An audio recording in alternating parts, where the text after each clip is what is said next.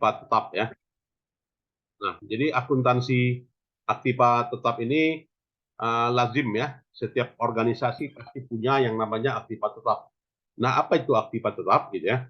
Nah, yang dikatakan dengan aktiva tetap itu adalah berupa aset gitu ya. Nah, jadi berupa aset.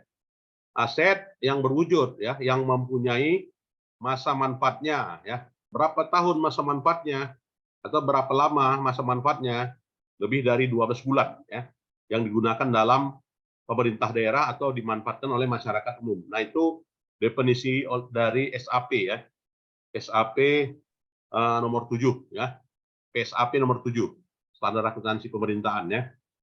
Jadi salah satu kriteria yang dapat dikategorikan ya sebagai aset tetap itu adalah nilainya besar. Jadi biasanya mobil, kendaraan gitu kan, gedung, tanah itu semuanya adalah besar-besar nilainya ya. Itulah merupakan aktiva tetap ya. Sedangkan aset tetap yang nilainya per unitnya kecil tapi langsung dikelompokkan sebagai persediaan. Nah, itu ya. Nah, jadi itu. Aset tetap sering merupakan suatu bagian utama aset pemerintahan yang karenanya signifikan ya dalam penyajian neraca, termasuk dalam aset tetap pemerintahan itu adalah aset yang dimiliki oleh entitas pelaporan ya, namun dimanfaatkan oleh entitas lainnya, misalnya instansi pemerintah lainnya seperti universitas atau juga kontraktor ya. Jadi aset tetap itu disajikan di mana? Di neraca ya. Nah, di neraca. Tidak termasuk dalam definisi aktiva tetap adalah aset yang dikuasai, dikonsumsi operasi pemerintah seperti bahan dan perlengkapan. Jadi kalau dia bahan itu kan habis pakai ya kan. Kalau dia perlengkapan itu kan habis pakai, maka bukan dikelompokkan sebagai aktiva tetap. Kira-kira demikian ya. Nah, jadi aset tetap ini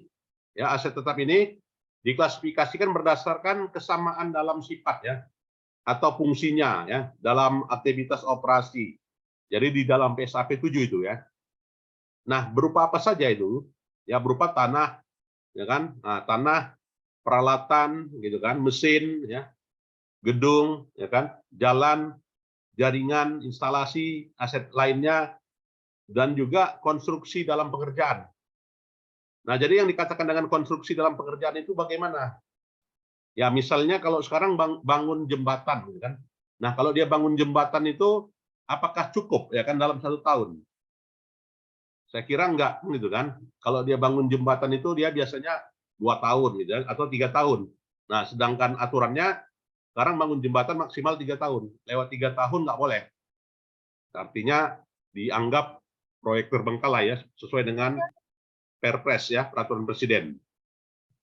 Aset tetap yang tidak digunakan untuk keperluan operasional pemerintah tidak memenuhi definisi aset tetap ya, dan harus disajikan pada pos aset tetap lainnya sesuai dengan nilai yang tercatat. Contoh gitu ya. Ya, contoh adalah yang berkaitan jika terdapat aset tetap yang dalam kondisi rusak dan belum dihapus, maka aset tetap itu disajikan sebagai aset lainnya. Nah, ini ya.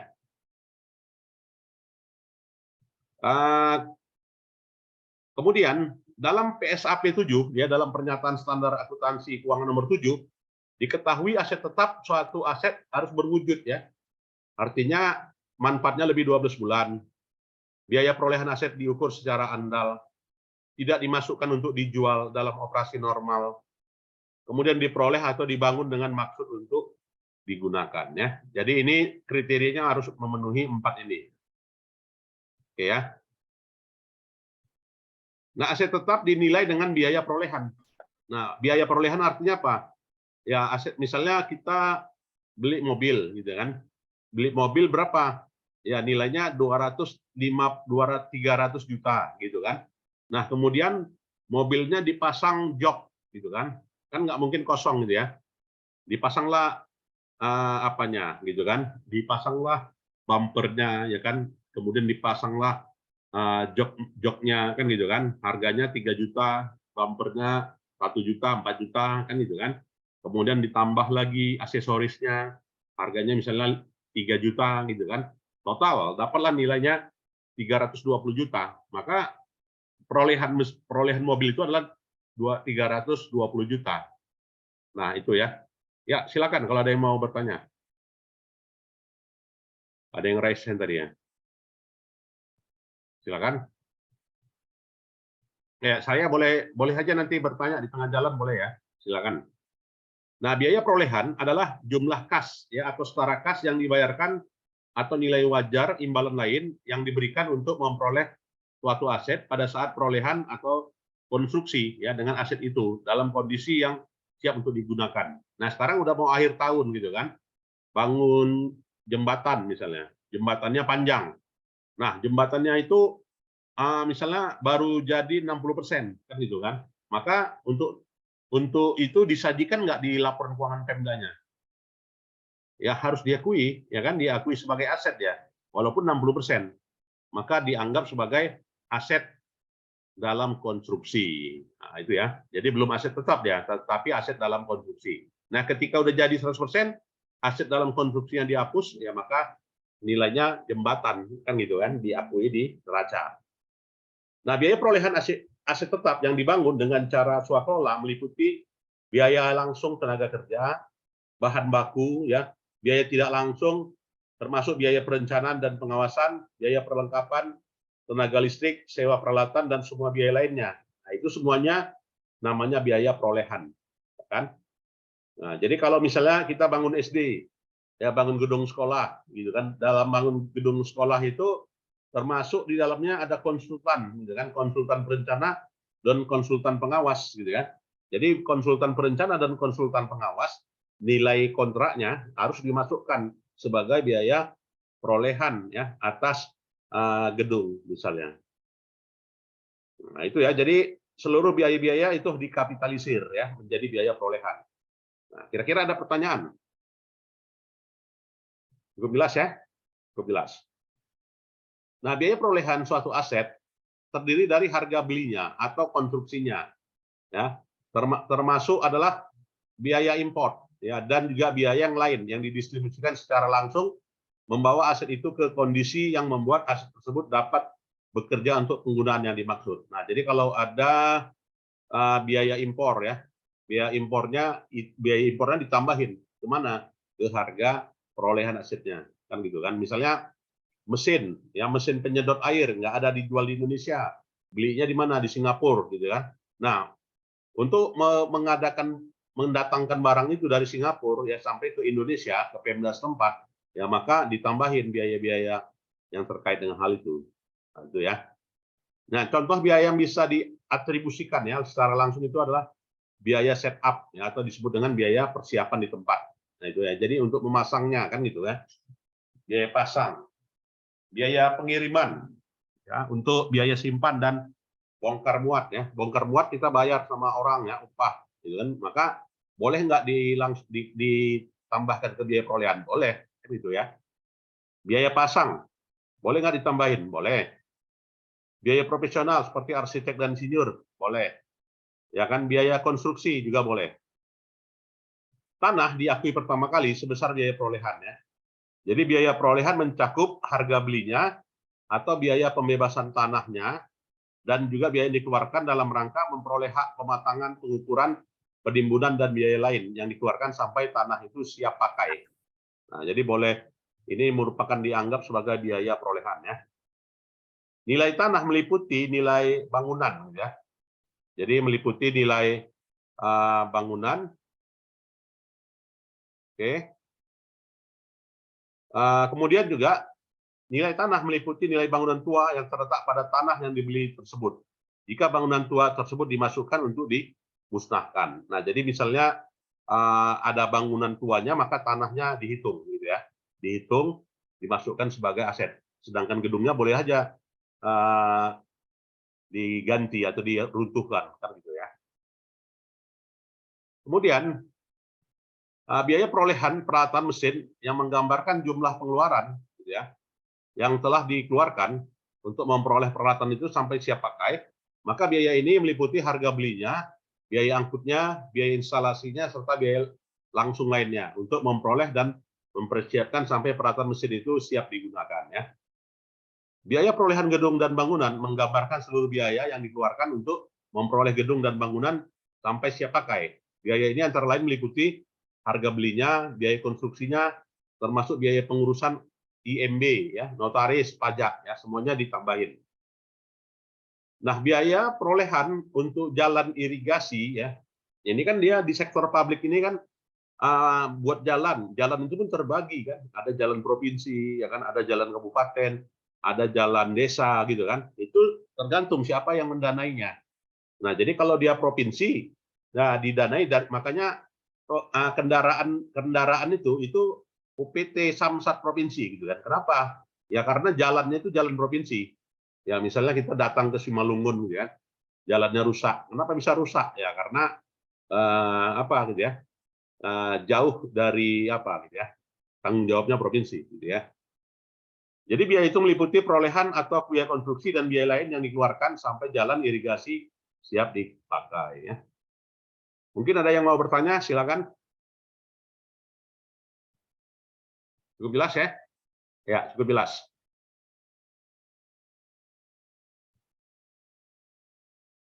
Kemudian, biaya perolehan aset tetap lainnya menggambarkan seluruh biaya yang dikeluarkan untuk memperoleh aset tersebut sampai siap pakai ya. Sedangkan biaya administrasi dan biaya umum lainnya bukan merupakan suatu komponen biaya yang sepanjang biaya itu tidak dapat diatribusikan secara langsung pada biaya perolehan aset ya, atau membawa aset ke kondisi kerjanya ya. Demikian pula biaya permulaan ya dan produksi ya, serupa tidak merupakan bagian biaya suatu aset, kecuali biaya itu untuk membawa aset untuk kerjanya ya. Nah, untuk biaya perolehan suatu aset yang dibangun dengan cara swakelola ditentukan menggunakan prinsip yang sama pada saat yang dibeli ya. Apabila dalam pembelian terdapat potongan ya atau rabat, maka potongan itu dikurangkan dari harga beli. Nah, jadi wajib ya, artinya diskon itu harus dipotongkan ya dari harga beli aset. Jadi kalau nggak dipotongkan bagaimana?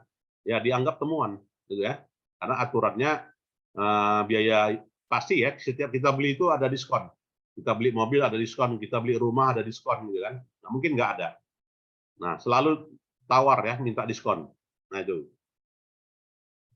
Nah, untuk akuntansi aktiva tetap ini bagaimana penggolongannya? Nah, jadi penggolongannya, prosedur akuntansi aset tetap di pemerintahan daerah meliputi pencatatan dan pelaporan akuntansi atas perolehan, pemeliharaan, rehabilitasi, perubahan klasifikasi, dan penyusutan terhadap aset tetap yang dikuasai atau digunakan SKPD. Gitu ya. Transaksi itu secara garis besar digolongkan dalam dua kelompok besar, yaitu penambahan nilai aset dan pengurangan nilai aset. Jadi pencatatan aset dimulai dengan adanya bukti transaksi berupa ya berita acara ya. Jadi kalau ada pencatatan harus ada, pada saat diterima ada berita acara penerimaan ya. Pada saat serah terima ada berita acara serah terima ya. Pada saat penyelesaian ada berita acara penyelesaian. Nah, semuanya diberita acarakan ya. Kemudian berdasarkan bukti itu ya, maka pejabat pembuat komitmen PPK ya, PPK SKPD membuat bukti memorial ya. Jadi bukti memorial itu dapat dikembangkan dalam format yang sesuai dengan kebutuhan, sekurang-kurangnya memuat informasi mengenai jenis nama aset, kode rekening, klasifikasi, nilai aset, dan tanggal transaksi ya. Seperti telah dijelaskan sebelumnya pada bagian belanja LS ya, khusus untuk belanja modal, selain mempengaruhi laporan realisasi anggaran, juga mempengaruhi neraca. Jadi kalau kita mengadakan aset, maka belanjanya bertambah. Ya, kalau dia belanja, artinya belanja terrealisir gitu ya. Maka dikatakan dengan belanja, misalnya beli traktor gitu kan, maka belanja modal traktor. Nah ya, maka belanjanya di debit, kreditnya kas kan gitu kan. Dan juga mempengaruhi neraca. Kenapa mempengaruhi neraca? Ya karena dia membeli traktor, maka aset daerah bertambah, namanya traktor gitu ya. Untuk itu perlu dilakukan pencatatan penambahan nilai aset ya. Jadi berdasarkan bukti memorial, pejabat membuat komitmen mengakui menambah aset ya. Dan pembelian aset ini tidak akan mempengaruhi komponen dalam laporan operasional. Nah, saldo normalnya bagaimana? Ya, saldo normal debit itu. Jadi basis kas maupun juga basis aktual, saldo normal rekening buku besar Aktiva, saldonya debit. Nah ini ya, harus ingat itu debit ya. Artinya rekening ini akan bertambah dengan adanya transaksi yang mendebitnya, sebaliknya akan berkurang dengan adanya transaksi yang mengkreditnya. Ya. Nah, pencatatan akuntansi perolehan aktiva tetap dari pembelian berasal dari pembelian yang dicatat sebanyak 2 kali. Nah, jadi 2 kali pencatatan, yaitu pada saat mencatatnya di neraca dan pada saat mencatatnya di laporan operasional dan di LRA ya. Pencatatan untuk keperluan penyusunan LRA adalah belanja modal bertambah di sisi debit dan kas bendahara pengeluaran berkurang di sisi kredit ya. Pencatatan untuk keperluan penyusunan neraca adalah aktiva tetap bertambah di sisi debit dan kas bendahara berkurang di sebelah kredit ya. Nah, perolehan aktiva tetap dari donasi gimana? Misalnya ada sumbangan gitu ya. Sumbangan dari Bank Sumut ya kan, sumbangan dari Unilever, ada dana CSR PT Inalum gitu kan. Maka kalau dia penambahan atas aset dikatakan dengan aset donasi gitu ya. Jadi aset tetap yang diperoleh dari sumbangan donasi dicatat sebesar nilai wajarnya ya. Jadi nilai wajar saat perolehannya. Nah, PS itu di mana? Di PSAP nomor 7 gitu ya. PSAP nomor 7 paragraf 45 ya. Jadi sumbangan aset didefinisikan sebagai transfer tanpa persyaratan ya suatu aset tetap ke suatu entitas, misalnya perusahaan non pemerintah memberikan bangunan yang dimilikinya untuk digunakan oleh satu unit pemerintah tanpa persyaratan apapun ya. Dan penyerahan aset tetap akan sangat andal bila didukung dengan bukti perpindahan kepemilikan secara hukum ya, seperti adanya akta hibah ya. Tidak termasuk perolehan aset donasi apabila penyerahan aset tetap itu dihubungkan dengan kewajiban entitas kepada pemerintah. Ya. Nah, bagaimana kalau perolehan asetnya secara gabungan? Nah, jika diperoleh secara gabungan, maka biaya perolehan dari masing-masing aset tetap yang diperoleh secara gabungan ditentukan dengan mengalokasikan harga gabungan berdasarkan perbandingan nilai wajar, ya, nilai wajar dari masing-masing aset. Nah, bagaimana perolehan aktiva tetap dari pertukaran? Nah, kalau dia melakukan pertukaran, misalnya ditukar ya, misalnya ini kan sering terjadi pada daerah pemekaran, ya. Jadi ada daerah yang baru dimekarkan, gitu kan, asetnya masih di Kabupaten Induk, gitu ya. Maka lazim terjadinya pertukaran aset, ya. Jadi aset tetap diperoleh melalui pertukaran atau pertukaran sebagian aset tidak serupa atau aset lainnya. Aset diukur berdasarkan nilai wajar yang diperoleh, yaitu nilai ekuivalen atas nilai transaksi, nilai tercatat aset yang dilepas setelah disesuaikan dengan jumlah kas ya atau setara kas yang ditransfer gitu ya. Nah, itu dasarnya adalah pernyataan standar akuntansi pemerintah nomor 7 paragraf 42 ya. Oke, mungkin ada yang mau bertanya, silakan. Cukup jelas? Ya, cukup jelas lah saya kira ya. Baik. Suatu aset dapat diperoleh melalui pertukaran atas suatu aset serupa yang memiliki manfaat serupa dan memiliki nilai wajar serupa ya. Suatu aset tetap dapat dilepas dalam pertukaran dengan kepemilikan aset yang serupa. Dalam keadaan tersebut tidak ada keuntungan dan kerugian yang diakui dalam transaksi ini ya. Biaya aset baru diperoleh dicatat sebesar nilai tercatat ya atau carrying amount atas aset yang dilepas. Oke. Nah, nilai wajar aset yang diterima dapat memberikan bukti adanya suatu pengurangan nilai aset yang dilepas ya. Dalam kondisi ini, aset dilepas harus diturunkan, harus diturun nilai bukukan atau disebut dengan write down ya. Dan nilai setelah diturun atau disebut dengan write down merupakan nilai aset yang diterima ya. Contoh gitu ya.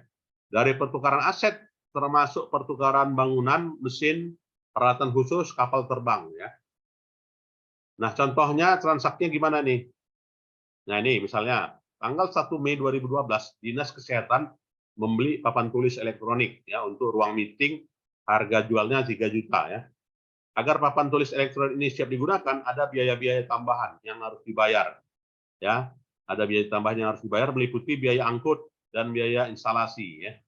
Sebesar 100.000. Jadi harganya berapa? 3 juta ditambah 100, 3 juta 100 ya. Oleh karena itu Dinas Kesehatan mencatat nilai papan itu 3 juta 200 ya. Kenapa 3.200.000 gitu ya. Ya, biaya tambahan, biaya angkutnya 100, ya biaya instalasi 100, jadi 3.200.000. Nah, kira-kira demikian ya. Maka jurnalnya bagaimana? Jadi akuntansi itu kan bicaranya kita jurnal ya. Bagaimana jurnalnya?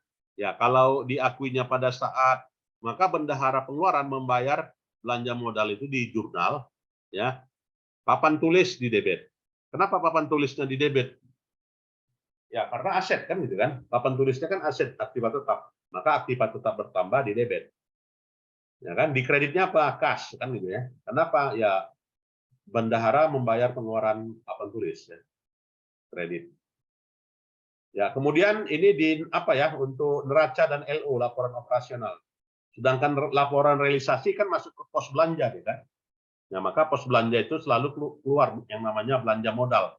Belanja modal apa? Ya, belanja modal papan tulis. Nah, itu ya. Mungkin ada yang mau bertanya? Jurnal ini. Nah, karena papan tulisnya sudah datang, maka silpanya berkurang gitu kan. Ya, karena kan sudah dibelanjakan ya kan. Maka dibelanjakan silpanya di kredit 3.200.000. Nah, jadi di LRA lawannya selalu silpa ya. Selisih lebih penggunaan anggaran. Nah, itu. Tanggal 1 Mei 2012, Pemda memperoleh donasi dari Bank Dunia berupa 5 buah mobil Kijang. Ya. Mobil Kijang dengan tipe dan kriteria yang sama punya nilai wajar 120 juta. Aset itu kemudian diserahkan pada SKPD. Ya. Maka jurnal yang harus dibuat adalah ya di neraca dan LO, kendaraan roda 4 di debit, kreditnya ekuitas. Ya kenapa? Karena kan hibah ya. Kalau dia hibah, maka asetnya bertambah, ekuitasnya bertambah, kan gitu. Dan kreditnya apa? Dan kreditnya ekuitas ya.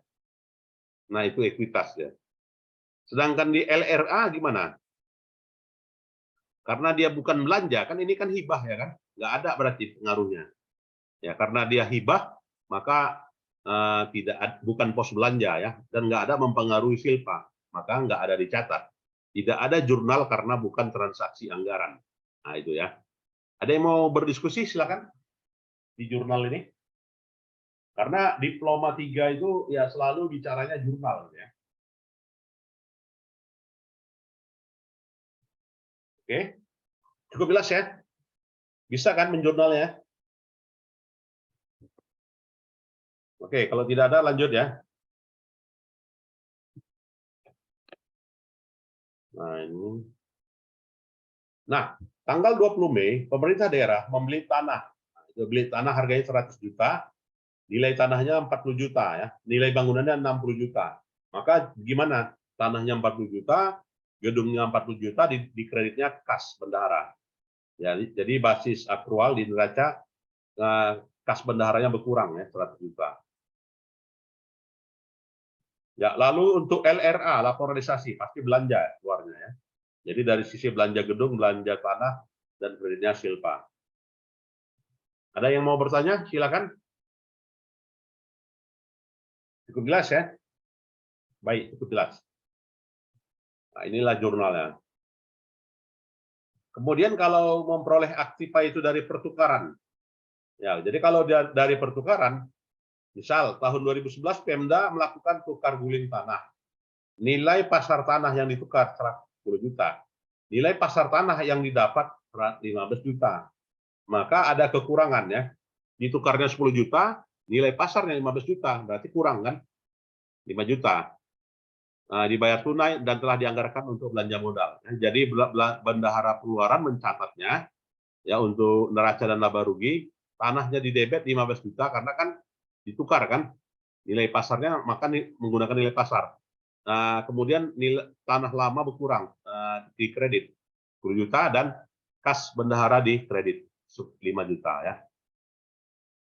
Dan untuk LRA-nya ya, di debit ya belanja modal dan di kreditnya silpa.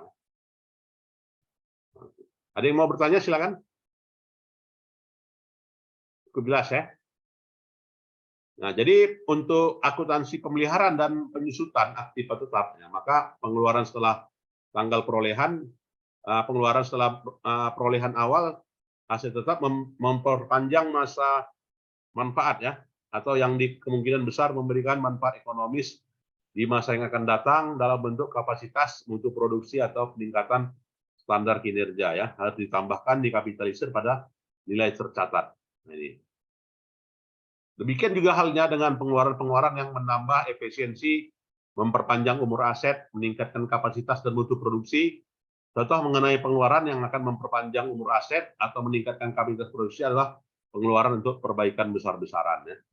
Suatu pengeluaran belanja pemeliharaan diperlakukan sebagai belanja modal, ya, dikapitalisasi menjadi aset tetap jika memenuhi syarat sebagai berikut. Ya.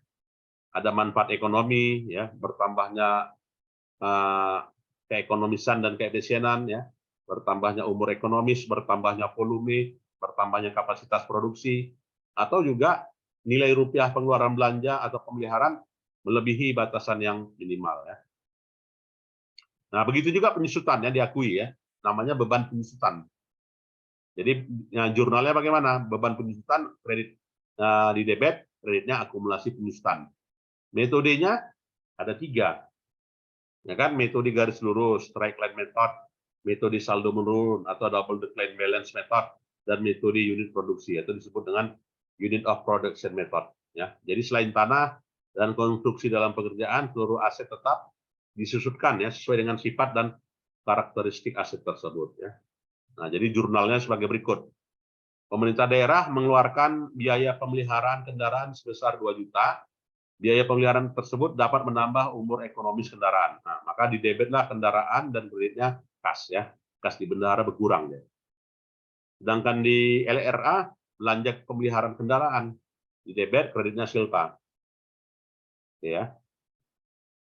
Nah, pencatatan transaksi penyusutan ya, beban penyusutan di debit, kreditnya akumulasi penyusutan. Itu masuk ke mana? Ya masuk ke neraca dan LO. Sedangkan di LRA nggak ada. Karena apa? Bukan transaksi belanja kan penyusutan itu.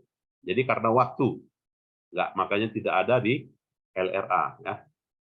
Cukup jelas? Jelas ya?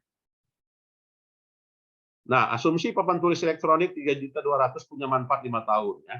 Nilai residunya 200.000. Nah, maka metode penyusutan yang digunakan adalah garis lurus. Maka dicatatlah beban penyusutannya kan 3.200.000 ya kan dibagi 5 ya kan, maka dikurang nilai sisa kan gitu, maka 600 setahun karena udah 5 tahun kan, maka beban penyusutan per tahun pertama di debit, kreditnya akumulasi penyusutan. Sedangkan di LRA tidak ada ya. Nah, suatu aset dieliminasi dari neraca ketika dilepaskan ya, atau bila aset secara permanen dihentikan penggunaannya, tidak ada manfaat ekonomi di masa yang akan datang ya. Mungkin ada yang mau bertanya, silakan. Ya, dengan persetujuan DPRD tanggal 1 Desember 2012, pemerintah daerah menghentikan penggunaan aset tetap kendaraan dengan cara dijual ya, sebesar 220 juta kepada pihak lain diketahui harga perolehannya 50 juta ya. Maka didebit kas bendahara dan kreditnya kendaraan ya. Nah, untuk penghentian penjualan aset, nah untuk misalkan aset tetapnya apa ya, dihapus gitu ya, maka dihapus misalkan dijual lah ya, harganya 5 juta, kemudian akumulasi penyusutannya 9 juta, kemudian harga komputernya 15 juta ya kan, maka terjadi defisit penjualan atau selisih ya antara nilai komputernya dikurangi dengan kasnya, dikurangi akumulasinya, dapatlah defisit. Nah, sedangkan LRA-nya bagaimana? Di debitnya silpa, kreditnya lain-lain PAD yang sah. Karena kan dijual kan lelang, maka masuk ke penerimaan daerah. Maka penerimaan daerah masuk ke lain-lain PAD yang sah.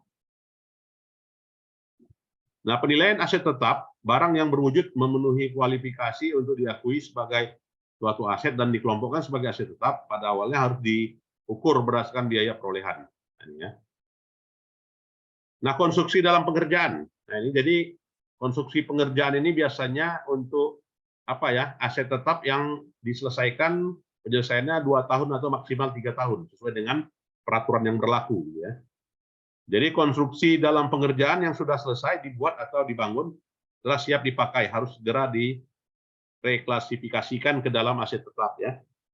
Konstruksi dalam pengerjaan diklasifikasikan sebagai aset tetap karena merupakan aset yang digunakan untuk operasional pemerintahan, ya, atau dimanfaatkan masyarakat dalam jangka waktu panjang. Nah, ini, ya. Jadi bagaimana pengakuannya?